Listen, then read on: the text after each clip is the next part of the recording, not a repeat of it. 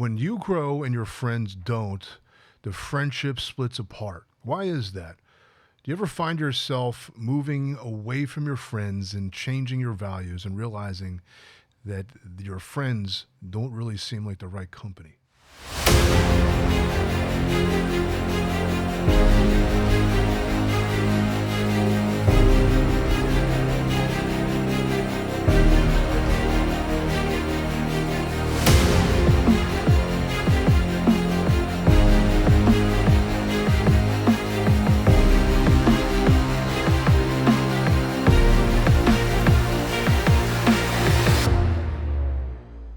This is Dr. Spencer Coaches. Today I'm going to talk to you about why friends grow apart, because you may find yourself as you age that your friends change and the friends that you once called friends are no longer in your life. Or you maybe have graduated college, maybe usually master's degree when you hit graduate level. But even after your undergrad, you're going to find yourself splitting away from your high school friends. And when you go to grad school, you're going to split away from your undergrad friends. And then when you get into a job full time, you're going to split away from your college friends. And then when you get married and have kids, you're going to split away from your single friends. Or if you open a business, you may find yourself splitting away from the group of friends you had before you started the business, or whatever career you're in. When you're dedicated to a career, your friendships change. Now, why does that happen? Well, I'll just share with you a story about after I graduated chiropractor school. I was really focused on my health. I started jogging. I gained like 15 pounds during chiropractor school, and I wanted to lose weight. Even a friend of mine who saw me after I graduated said, "Well, you don't look good." And I was like, "No, I don't feel good either." I wound up sleeping 3 days after I graduated, literally. And then I got on a ketogenic diet and began to run. I had already been working out in a gym pretty methodically, just lifting weights, nothing too major. I wasn't into bodybuilding, more conditioning training. But I kept gaining weight from the stress and eating. So I wanted to try something different. I never ran before, and I got into running and got into a ketogenic diet and lost 10, 15 pounds. And the same friend who saw me told me I don't look good, said, "Wow, you look a lot better." It made me feel good, of course, but I realized this is really important because I didn't feel good and I felt good better afterwards. So I made jogging a regular part of my life. I made healthy eating a regular part of my life. I stopped going to the all-you-can-eat buffets and eating whatever I wanted, eating multiple burritos, and that's the way my life was in chiropractor school. And then when I graduated, I began to go onto a Paleolithic diet, essentially, watching not only my caloric intake, but my nutrient intake as well, and taking a lot of neurotropics to help my brain function better, and acetylcysteine, things like that to get my body biochemically to function at 100% as well. And acetylcysteine helps your body create glutathione, the most powerful antioxidant. So as I became more health conscious, I realized I'm a doctor. I got to walk my talk. I've got to practice what I preach. Not for the sake of looking good, but because it really benefits me. And I lived a pretty hedonistic lifestyle, partied a lot. And I had a lot of friends who partied. So I remember the day I was hanging out with one of these friends, and I decided to go jogging around his neighborhood. And I said, "You want to join me?" Him and his girlfriend were like, "No way." I went jogging, and it was only about maybe just under 4 miles. And they were like, "I can't believe you're doing this. Like, how could you put yourself through this? You want a beer?" "No, no thanks. Where do you want to eat?" "Well, someplace healthy." And they noticed a change in me.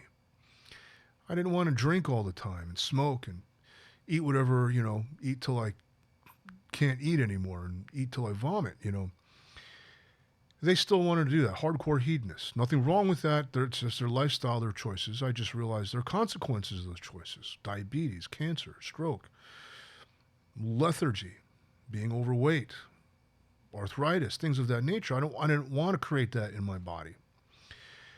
And I wanted to feel good. I wanted to feel energetic. I wanted to feel my vitality and be able to express it. And that's what I chose to do. And as I kept committing to that lifestyle, I noticed my friends who partied a lot, I began to drift away from them. They began to look at me like there's something wrong with Spencer. And I began to think, well, I really don't like these guys. I don't want to be like that. I don't want to live to party every weekend. I don't want beer to be my number one goal and what IPA I can drink and try. I don't want that to be my weekend excursion. I wanted my weekends to be hiking and surfing, exploring things. I'd gone on a Grateful Dead tour. I went to a Zen monastery that went on a Grateful Dead tour. And I remember the drastic difference in lifestyle, both filled with love in different ways. And I found joy in both of them. So I don't think there's anything wrong with it, inherently, morally wrong with a hedonistic lifestyle. There's just consequences. And those consequences I don't want to deal with. So I began to try to promote a healthy lifestyle, healthy principles, if you will, to my friends who partied a lot. You really need to eat that. Why do you drink so much? And they, well, you're still smoking. I said, yeah, but I'm cutting down, and I'm really trying to I'm going to wean myself off of this. I stopped drinking, and I stopped gorging on food. And I didn't like sitting around listening to them talk about stories of concerts and how drunk they got and how messed up they got and how great that is. I wanted to talk about health stuff, like what's going to help my body function at 100%. So I began to drift apart from them, and they noticed it too. Eventually we had a falling away. And I began to surround myself with health-conscious people who worked out in the gym on a regular. Got into Brazilian Jiu-Jitsu, hung out with those guys, and they work out too. And I found it to be almost relieving, almost a sense of feeling obligated gone away, that I can just be myself, express myself, and have it be embraced by the people around me. And when I opened up my own practice, I became a businessman, began to hang out with other business people. And I realized, wow, there's something to a mastermind. There's something to hanging out with like-minded people, especially success-oriented people, if your goal is to be successful, whatever that means to you. It doesn't always have to be about money. For me, I open up my own practice. I'm also a businessman as much as I am a healer, and it opened my mind to a whole nother life. And I began to speak with other entrepreneurs, other visionaries in other fields. The common thread was we were visionaries about business. We had an idea. We needed to learn how to market it, how to manage it, how to run it, how to scale it, how to grow it. And when I began to speak with other entrepreneurs, my whole mindset changed once again. Not all of them worked out and lived a healthy lifestyle, but they're interested in learning about it. They weren't closed to it like my party friends. I found them to be much more open-minded, willing to hear things. And that made my life more enjoyable to live, and I enjoyed the presence of these people a lot more. And we held each other accountable. I even formed an accountability group. And sure, we'd share stories, but the primary goal was to set a goal and allow them to hold me to it. And we all hold each other to our goals, and boy, our work accelerated. We got a lot more done. And that's when I realized the real meaning of the term birds of a feather flock together. Now, my mother used to tell this to me. Why are you hanging out with these kids? They're going nowhere. They're losers. These skateboarders are going nowhere. What do you think? You're going to be able to buy a house with those skateboards? Well, some of them did, actually. Some of them became pro. One of them became a professional photographer for Transworld and makes a great living. But not all of them. Just like in football, not everybody becomes a star. Just like academically, not everyone gets into Princeton or Harvard. But there's something about developing a work ethic. There's something about your thoughts shape your reality. My thoughts shape my reality, and if I think different thoughts, my reality is going to change. So keep my mind clear, keep my thoughts clear, focused on the goal of growing my practice, helping more people, and intending that people's lives transform, and that's my impact that I have on people. Whose life can I transform? Whose life can I elevate? Can I facilitate in that elevation? Through healthcare, and now through coaching. And when I learned that, a lot of these high-level people talk about you are the product of the 5 people you spend the most time with, I began to pick and choose my friends wisely. And over time, I let go of a lot of people. I let go of people who are lazy. I let go of people who are impulsive. I let go of people who choose the easy road. I invite people who take the hard road, who hold themselves accountable, who are committed and honor their commitments and carry themselves with integrity. And I found my relationships are much richer and much more rewarding. This is really important in your life. You know, why do people move apart after they get married, especially after they get kids? My cousin said this to me. This is when I was in my early 30s. He goes, Spencer, you know why married couples don't hang out with single people? Because as a man, I want my wife to have someone to hang out with too. If I have a single friend over, I would go over to a friend who's single. Who does my wife have to hang out with? Could hang out with? Nobody. So when you're married, you make sure you hang out with other, at least committed couples, so your significant other has someone to talk to. And then when you have kids, you only hang out with married couples with children, so your kids have someone to play with. And it became clear as day, there is a pragmatic reason why people drift apart. It is nothing personal. It's not that I don't like this person, they're a jerk, or I never liked them because. You just simply grow apart out of need. You want to protect your family.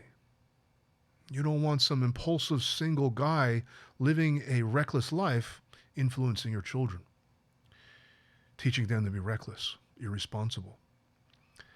It matters, and it makes a difference who you let into your life and who you spend time with.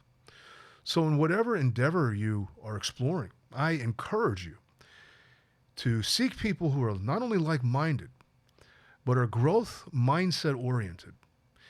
They're looking to constantly improve their situation, not out of, this need to be good enough, but out of a desire to grow, out of a love for whatever it is they do. And if you're in a hobby, say Brazilian Jiu-Jitsu, and you hang out with other practitioners, your Jiu-Jitsu understanding and training will accelerate. So take that with a grain of salt. And whatever field of practice, field or way of life, profession that you're in, when you hang out with other people in that field, successful people, you're going to find your skill set gets elevated. Your sense of discipline gets elevated. And it's not going to feel like you're working extra. When you hang out with high performers, there's studies to prove this, that your performance goes up by 20 to 30%. And you always hang out with people that are better than you in a better place of life. When I skateboarded, I hung out with better skateboarders. I wasn't intimidated. I actually looked up to them in the sense of, what can I learn from this person? What can they teach me? How can they push me? Because if they can do it, I can do it. And if you take that approach to life, then take your manager, take your boss out for lunch. Invite him out for lunch, say you'll pay for it, and just flat out say, I want to pick your brain. Most of them want to share how they got there, believe it or not. And they'll open up to you. And start hanging out with people who are at a higher level than you are. Business owners, successful marriages, whatever it is you want to experience. Start hanging out with them. Have something to offer them. Something that they don't have. And share it with them. Because they're always willing to learn. High-level people learn from everybody. They're not stuck up. They don't think they're better than somebody and then I'm not going to hang out with you, because they learn from everybody. And that's the real sign of a high-level person, is they're open-minded. They have a growth mindset. They're authentic. They're always willing to learn. There are no mistakes. You're simply lessons unlearned. When you find people with that attitude, they're not judgmental. They're just like, let's work on this. How can we elevate ourselves? How can we improve? How can we be better than who we were yesterday? What can we work on? What can we clear out of our emotional body? What thoughts can we think to manifest success? What actions can we take to grow our lives, to grow our business, to grow our profession, to grow our family? you'll find yourself in a much better position within 6 months. And it's not going to feel like working. It's not going to feel like you got to put in more time and energy. It's going to feel natural. It's a natural expression of who you are, because you want to elevate. You want to go to a higher place. You want to improve. And that's how you do it. So just invite people out for lunch, and eventually you'll find a group of high-level people that you really resonate with, that you're not just there to pick their brain. You actually like them, and they actually like you, and you share similar values. And you become friends. You meet on a regular basis, whether it's on the golf course, whether it is for a beer and dinner, whether it's for a hike, whether it's for a cycle, whether it's a once-a-month Rotary Club meeting, whatever it is. Poker night. You invite them into your life. Nurture that relationship, because that will be more valuable than your party friends or college friends or high school friends. And you'll get a lot more out of it. If you have any questions on how to do this, this is really what networking is all about, creating successful relationships. I can help you do that. That's what I did. I developed a relationship with the UFC gym, became their official chiropractor. I joined the Rotary Club. You got to do things like that to get your name and face known, and to develop relationships that are constructive, that lead somewhere, that lead to a better place in your life, in their lives. As much as they're benefiting you, you benefit them. And you'll find that mutually benefiting relationship it'll accelerate your life.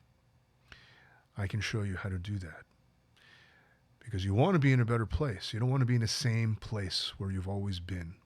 That same job, dragging your feet, collecting paychecks, wondering what are you doing with yourself. This is Dr. Spencer Coaches. Go ahead and leave a comment so I can interact with you, and perhaps we can set up, if you're truly interested, set up a complimentary discovery session where I can listen to what it is you want to create for yourself. Where do you want to go? What's happening in your life? And then we can create a plan to get there together. This is Dr. Spencer Coaches. Thank you so much for listening.